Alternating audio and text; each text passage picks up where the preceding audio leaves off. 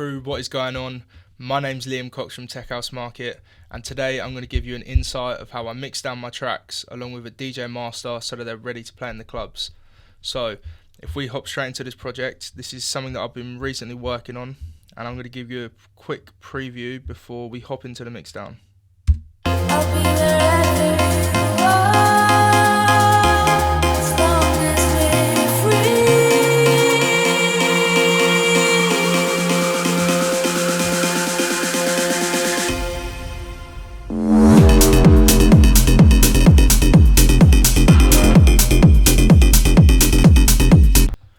Cool, so that's a quick preview of the track, and yeah, if we hop straight into this mix down, first thing that I like to sort of set before I even start mixing down my tracks is basically enabling something called pre-fader metering. And what this does is this allows you to set the volume of your sample before adjusting the fader. In Logic here you can see this is the level of my sample, and then after it comes the fader. So the way I like to do it is with that feature enabled, I like to have a gain plugin on every single one of my channels, and I'll have this set to -12. So basically what that does is if the sample is at 0 dB, then with a -12 dB on the gain plugin, that means all of my samples will be at -12. And then ensuring that's in place, I can just adjust my faders as to how it suits the track. And the reason why this works for me is because as soon as I open up a new project, instantly I've got a limiter open and I'm always mixing into a limiter. So I'll have this enabled from the start of my track, even when I'm adding elements, etc. And yeah, I'll put this to about +9, +10, and that sort of, with all the elements playing together with the -12 gain staging, that'll give the gain reduction on the limiter between 0 and -3, which is sort of the sweet spot to have your limiter at. Along with the mixing into a limiter, I like to use a plugin on my master chain as well called Metric AB. And this is a great plugin that I've seen a lot of producers use. And basically it allows you to AB between your track and a reference track, which is super useful because when choosing elements and mixing down, you can easily go between your track and a track that you know that works. So first of all, if we take a look at this kick, if we solo this and go back to our track and click play, you can see that my kick down here when I click play is at -12. And that basically means when I'm going into the limiter, I should be getting around, well, close to the 0 mark, because it's important to have the kick as your loudest component, or to start with at least. So the way I like to mix down my kick is obviously by listening to your track and your reference track, but also through a free plugin called Span. So if I find a reference track, this is a track by a duo called Pax called Remedy, and what I like to do is go to their track, then skip to a part of the track which just has the kick that I can hear. Then if I click play, I can also see the sort of frequencies where their kick is going up to, in and around, and the level of it.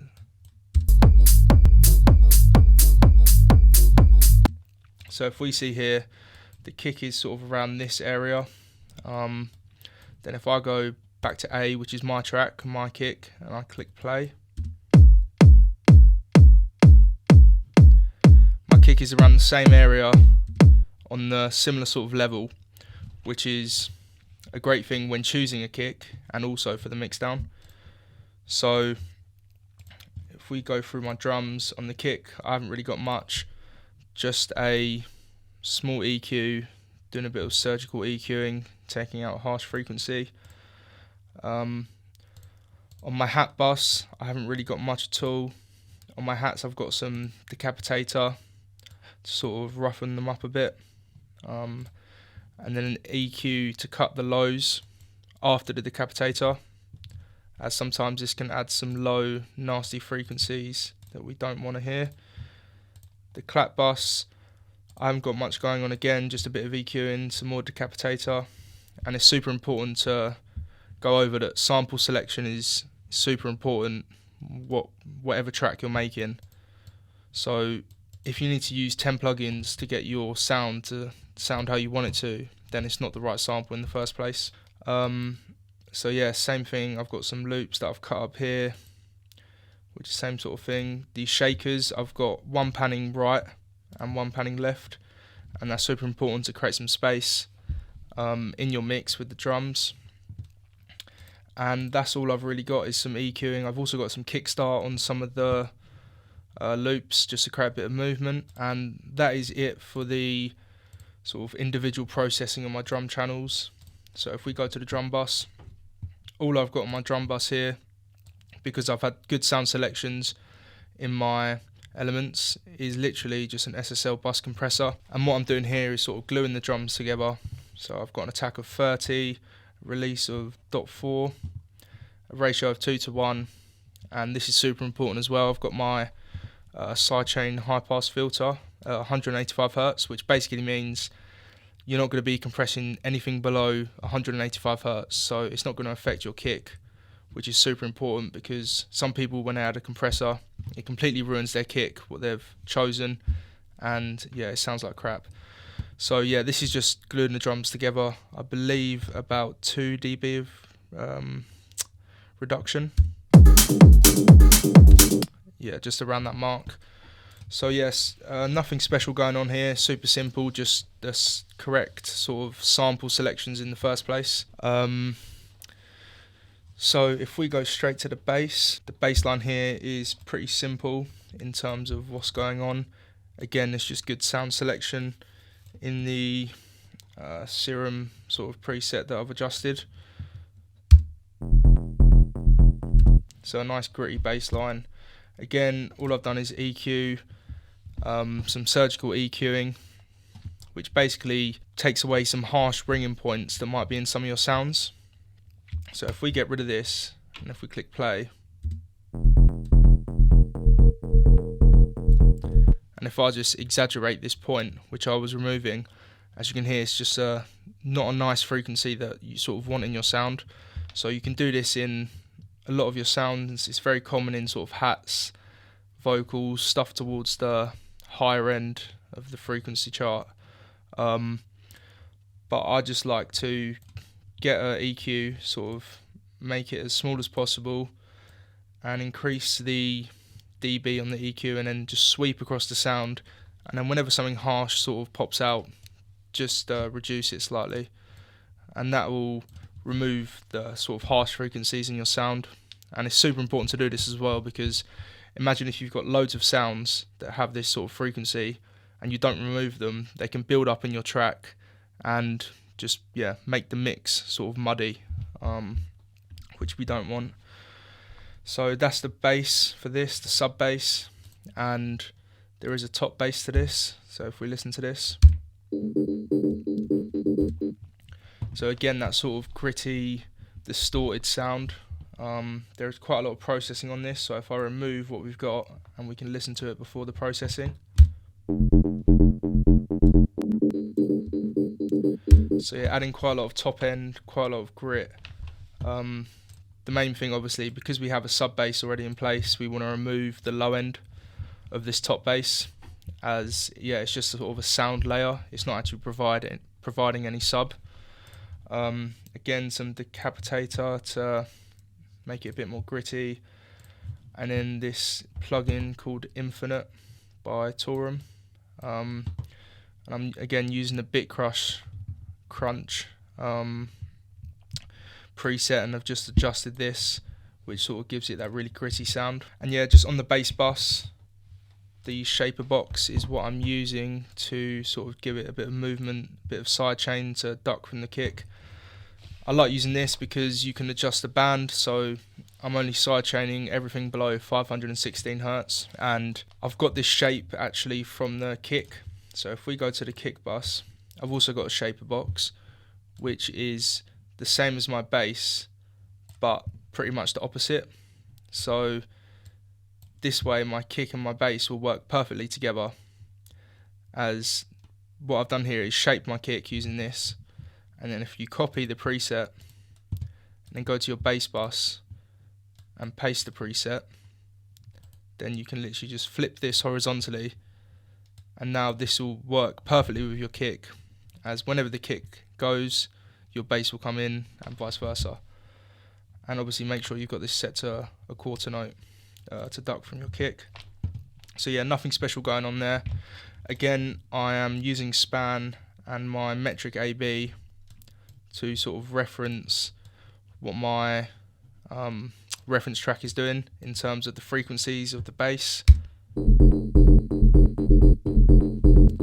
So at this stage, to check that my low end's right, if it sounds right, and then I want to check if it sort of looks right in terms of the span plugin, I'll solo my bass, solo my kick, and then click play. So I need to solo my actual kick, there we go. So if we click play, so we can see here we've got a nice sort of sub area around here. And if I go back to my reference track, find a bit where the kick and bass is in, as you can see, similar sort of area that it covers, same sort of power.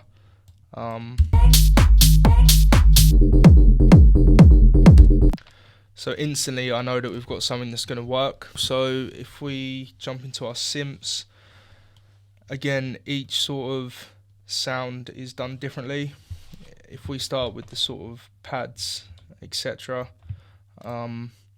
Again, I've got some decapitator on quite a lot of these because it's that sort of track that has that sort of rough, gritty sound. So I like to sort of exaggerate that with the decapitator. Just some EQ taking out the low end, because we don't want this clashing with our kick or bass. I've got a nice respace in there, a pad, and I'm sort of using this ozone plugin to basically increase the width of this so it creates more sort of space for everything else to sit on. A shaper box on one of the pads to sort of give it some movement, something that I've drawn in here, or maybe a preset that I've used that I've just tweaked just to give it some movement. Nothing special going on. And then on one of them, well, I've got quite a lot of surgical EQing here and some tremolo, which basically sends the audio signal left and right every note. Again, just to create some more space, give it a bit more movement. And with all of these elements, I'm literally going back and forth with my reference track to sort of compare in terms of the frequencies and sound of what theirs is doing, and I'll do something similar, as obviously theirs is a track that works well in the clubs. So I'm just going to sort of not copy but use that as a good reference of how I can make my track sound. So that's it for the sort of pads and synths. Now we've got the main lead. If I play this solo, just so you can hear what it sounds like.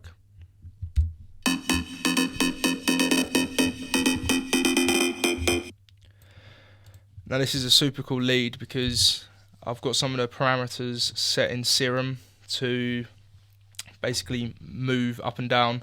So that's why you've got that cool moving effect. And it sort of doesn't sound as repetitive. So I've got two layers to this. I've got the high layer,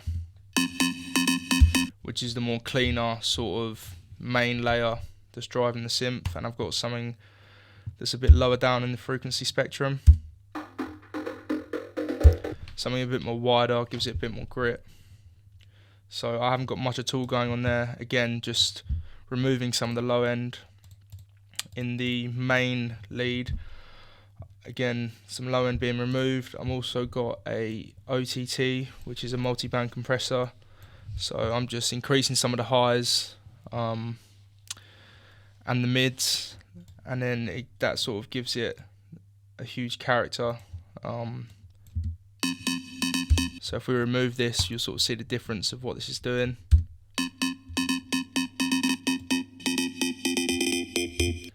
So this is giving that, it's giving it the character and the more sort of high-end presence. An EQ that isn't doing much at all. Again, some decapitator, an Oxford inflator, which is a really cool plugin. I'm not too sure what it does. I think it's a bit of compression, along with a bit of saturation, but I just like to play with the effects knob and then the curve and then match it with the output. And again, just some more EQing, some gain to make sure our pre-fader is at -12.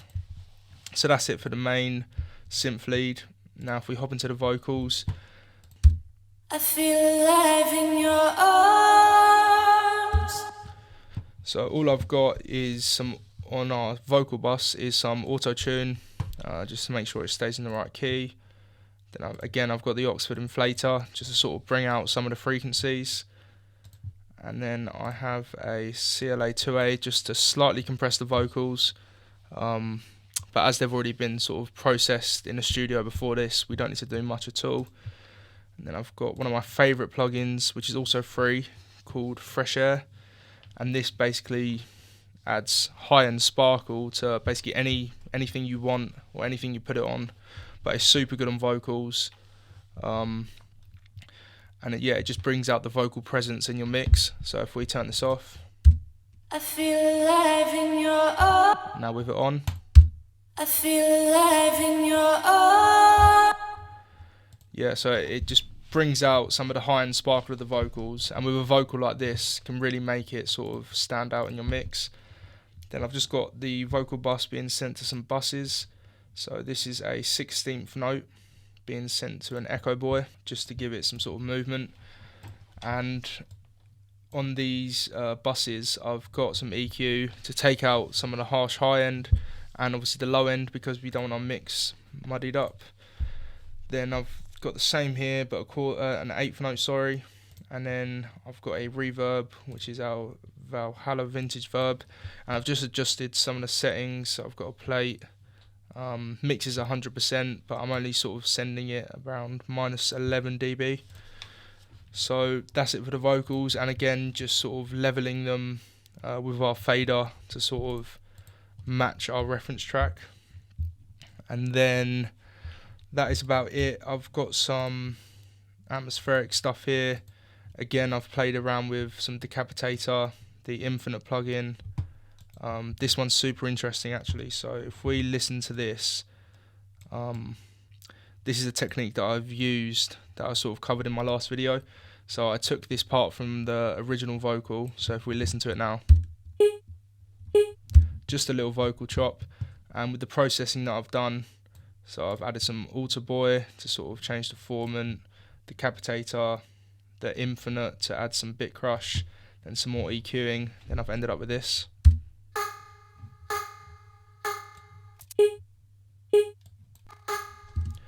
Which fits perfectly with the track. It's got that sort of gritty sort of character about it. And again, just removing some of the harsh ringing points along with the low end. Then onto the effects, not much at all. Just make sure I'm sort of using the right effect in the first place. The only thing I'm really doing is taking out the low end, maybe adjusting some of the pitch on some of the sounds, and that's about it.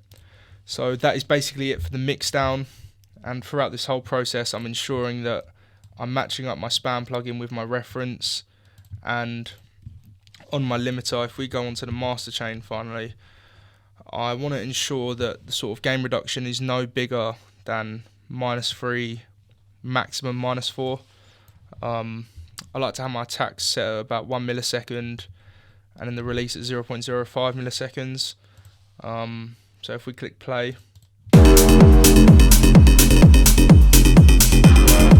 as you can see, I'm getting about -2, touching -3 gain reduction on the limiter, which is perfect. And if we check our span again,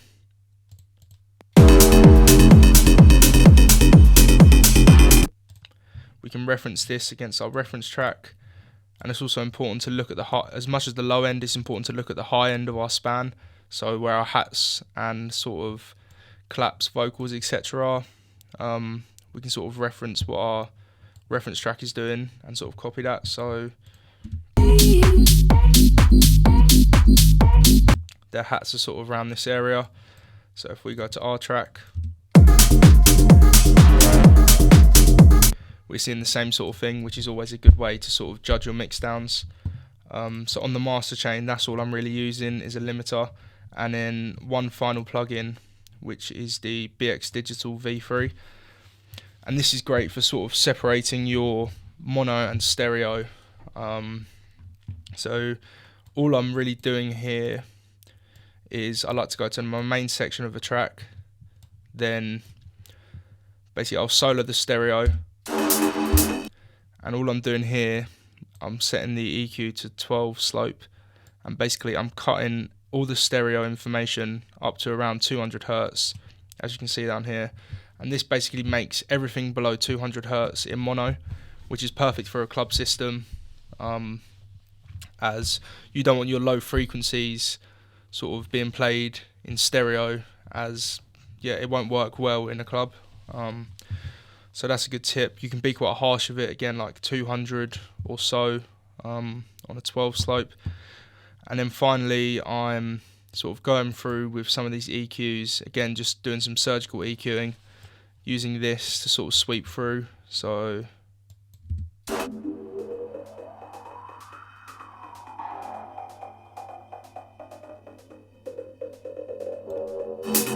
then if I find a harsh frequency, I'll do like a -2 to -3 cut here, and I've done that a few times, and that is it. That is the final mix down and DJ master of my track, and this is ready to play in a club. It will stand up against all my other tracks that I'm playing it again with, as we've sort of mixed it down using a reference track that we like and that we know works in a club, and also the span plugin to visually make sure we're mixing our track down correctly with our reference. So yeah, that is how I mix down my tracks and get them ready to be played in clubs. If you like the video, subscribe to Tech House Market, drop a comment of what you want to see next, and I'll catch you on the next one. Peace.